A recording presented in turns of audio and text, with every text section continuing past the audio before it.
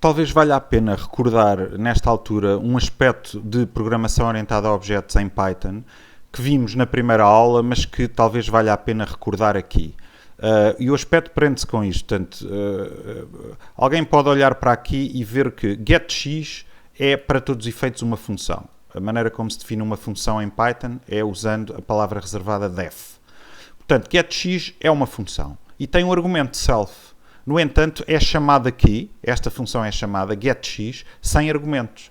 E, portanto, isto para quem sabe um bocadinho de Python, mas não sabe programação orientada a objetos em Python, para quem sabe um bocadinho de Python, sabe que os argumentos em Python são obrigatórios. E, portanto, se uma função está definida com um argumento, ela tem que ser chamada pelo menos com um argumento, porque o interpretador de Python não inventa argumentos. Okay? E, portanto, como é que isto funciona? Se esta função é definida com um argumento, como é que isto funciona quando ela é chamada aqui sem argumento nenhum? E, na verdade, o que acontece é aquilo que quem sabe programação orientada a objetos em Python sabe que acontece por trás dos panos. O interpretador de Python, quando faz isto, eu vou copiar para aqui esta chamada à função só para depois vermos que são iguais. Na verdade, o que ele faz é determinar qual é o tipo desta variável. Esta variável é da classe vetor 3D. Portanto, ele chama vetor 3D e sabe, vetor é sem C, portanto isto ia dar um erro de sintaxe. Portanto, de onde é que ele obtém este vetor 3D? É o tipo deste objeto, ok? Portanto, ele chama esta função, getX, mas no contexto da classe do objeto. Portanto, o objeto é V1 e a sua classe é vetor 3D e está lá nessa classe esta função.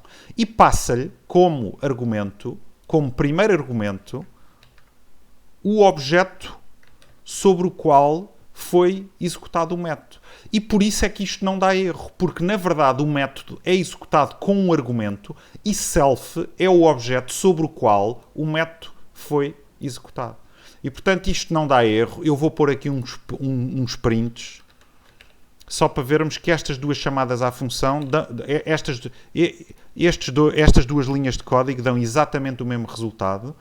E é a segunda, Ctrl+S, F5, cá está, 1.0, 1.0, e é a segunda que é executada pelo interpretador de Python e é essa a razão pela qual nós chamamos o método sem argumentos e o método está definido com um argumento. É também esta a razão pela qual o primeiro argumento de qualquer método de uma classe tem que ser self, porque é nesse método que recebemos o objeto sobre o qual o método foi executado. Portanto, isto é só uma recordação, porque este assunto foi tratado na primeira aula de Python, que por acaso não está filmada, mas que foi dada presencialmente.